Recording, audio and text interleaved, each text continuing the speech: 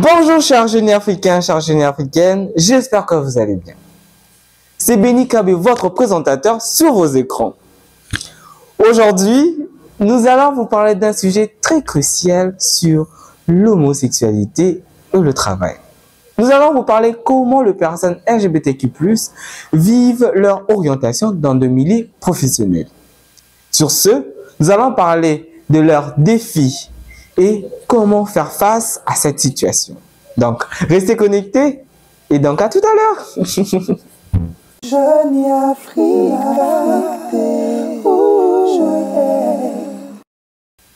Commençons par un fait malheureusement toujours d'actualité, la discrimination. La discrimination et le harcèlement qu'on retrouve dans des milieux professionnels. La discrimination, c'est souvent manifesté dans des situations, par exemple, de moquerie, des messages homophobes et des harcèlements sont souvent physiques ou verbaux. Et ces situations sont souvent causées dans des lieux professionnels, dans des situations où les personnes LGBT s'y trouvent. Sur ce, nous allons appeler Sirius, qui est une personne LGBT, qui va nous donner des témoignages sur sa vie en tant que personne LGBT travaillant dans des milieux professionnels.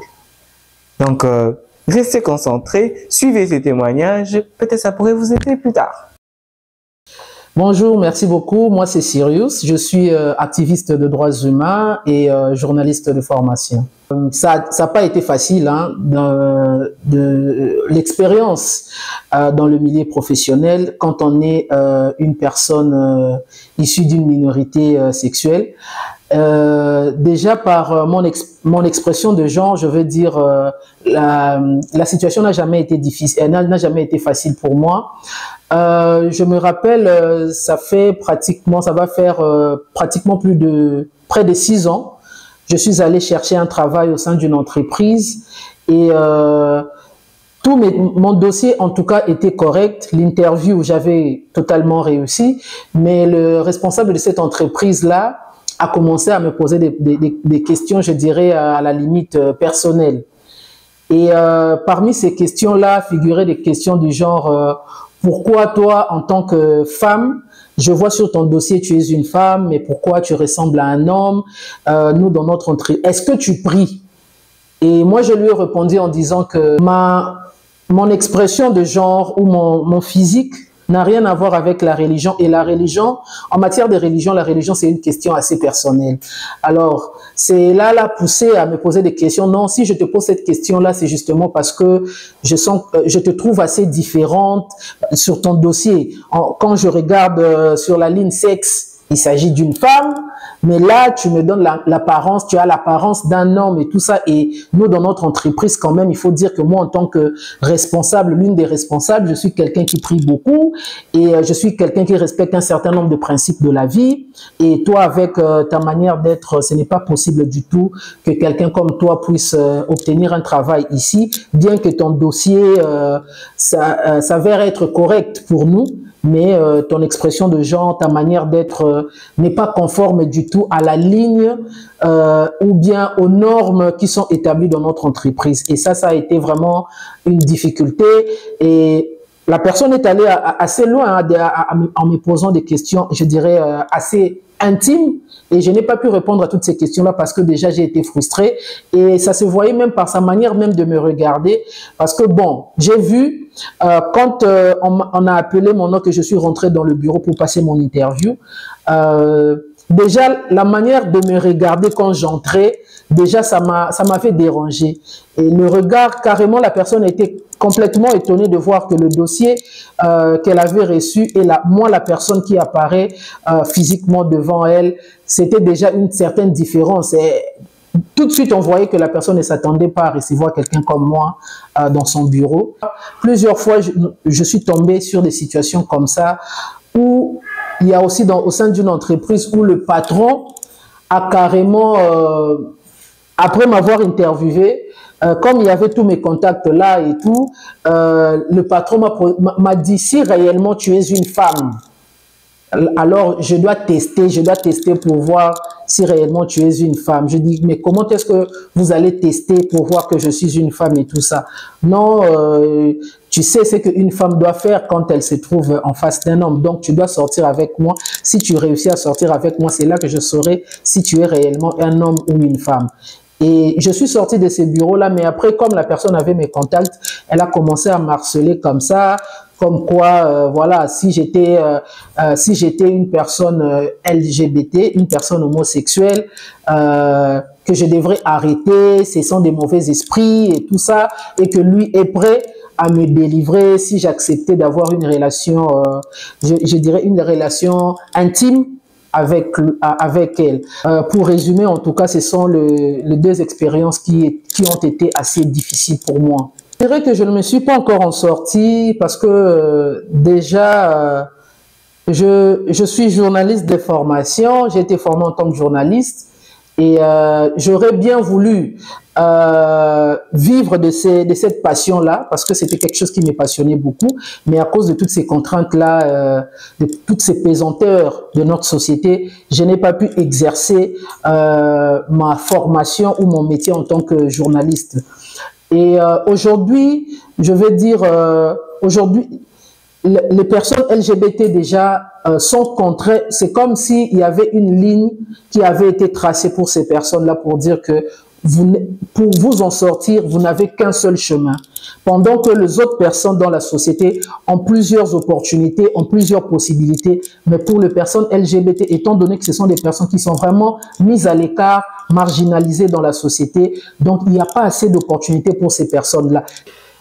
Oui, les personnes LGBT, ce sont des personnes qui, aujourd'hui, si on regarde sur le plan mondial, ce sont des personnes qui ont beaucoup apporté au progrès de notre humanité. Mais très souvent, la société les catégorise pour certains métiers. Il faut regarder beaucoup plus dans les métiers de couturier, par exemple, les designers et tout ça. C'est là que vous allez trouver beaucoup plus de personnes LGBT. Dans la musique, par exemple, dans les danses classiques, c'est là que vous allez le retrouver. Dans des petits métiers comme la restauration et tout ça, être des serveurs, des serveuses et tout ça, on le classe en tout cas pour des petits métiers comme si c'était des gens qui étaient inutiles, qui ne pouvaient rien apporter d'aussi grand à la société. Et pourtant, si on regarde bien dans l'histoire de notre humanité, les personnes LGBT ont beaucoup apporté dans notre société et dans tous les domaines, dans les domaines scientifiques, dans les domaines littéraires, dans les domaines médicaux. Ils ont beaucoup apporté, mais malheureusement, nous sommes dans une société où quand on est en face d'une personne LGBT, au lieu de regarder les facultés intellectuelles de cette personne-là, au lieu de regarder les potentiels qu'a cette personne-là, on brandit beaucoup plus sa sexualité, comme si c'est sa sexualité ou bien son orientation sexuelle qui allait faire le travail à sa place. Et pourtant, nous tous, en tant qu'êtres humains de base, c'est notre cerveau qui travaille. Ce n'est pas notre orientation sexuelle, ce n'est pas notre sexualité, mais c'est beaucoup plus notre orientation, notre cerveau plutôt, qui travaille comme tout être humain. Alors, je pense que si nous voulons un monde inclusif, nous devons associer toutes les catégories de personnes parce qu'on ne sait pas qui a quelle capacité, qui a quelle faculté, qui pourrait aider dans un domaine ou dans un autre. Alors, vive l'inclusion sociale. Et je pense que il y a un adage qui dit c'est la diversité qui fait la beauté de la vie. Donc, c'est cette diversité-là, en mettant tout le monde ensemble pour le progrès de l'humanité, je pense que chacune pouvant apporter un peu de sa couleur pour faire avancer notre société, nous verrons que les exploits, nous pouvons en compter des centaines de milliers, si on associe toutes les catégories de personnes. Le fait de rejeter un groupe de personnes, c'est ce qui fait que notre société aujourd'hui compte beaucoup plus de cas des personnes qui sont aujourd'hui dans des pratiques qu'on dit entre guillemets des pratiques irresponsables. Tout simplement parce que ces personnes-là aussi intérieurement subissent un certain nombre de pressions de la société. Ils subissent le rejet de la société. Et ça n'aide pas. Même sur le plan sanitaire, par exemple, ça n'aide pas à atteindre l'objectif, par exemple, de l'ONU-SIDA qui veut que d'ici 2030, qu'on puisse éradiquer les maladies comme les IST, le VIH-SIDA. Comment nous allons réussir à atteindre cet objectif-là d'ici 2030 si on écarte certains groupes, si on met certaines personnes à côté? Or, si on conjugue nos efforts ensemble, nous allons travailler ensemble, chacun dans sa particularité, essayant d'apporter son expertise auprès des groupes où il se reconnaît. Et je pense qu'ensemble, on pourrait promouvoir ce qu'on appelle le vivre ensemble pacifique et on pourra faire avancer notre société. Voilà ce que je peux dire. Jeune Afrique, Nous voici arrivés à la fin de notre émission d'aujourd'hui. Nous disons un grand merci à Sirius d'avoir accepté de témoigner, de nous dire les défis auxquels il a rencontrés et comment il a fait pour remédier à cette situation. Et merci à vous aussi, chers auditeurs, chères auditrices, de rester connectés et toujours attentifs à nos émissions. Et à ne pas oublier, pour vous qui nous regardez pour la première fois, abonnez-vous et crochez la cloche pour avoir des notifications à chaque fois que Jeune Africa vous proposera des émissions qui seraient pour la sensibilisation et pour le renforcement des capacités de chaque personne. À ne pas oublier, nous avons un compte Facebook, nous avons un compte Instagram et actuellement, c'est encore une nouveauté, nous avons un nouveau compte TikTok qui est déjà disponible. Donc, tout à l'heure, on va vous mettre le lien ou soit une notification qui vous ramènerait à notre compte TikTok et aussi à nos comptes Instagram et Facebook. Restez connectés, toujours avec Jeune Africa. C'était Béni Kabwe sur vos écrans. Des gros bisous, je vous aime, à la prochaine.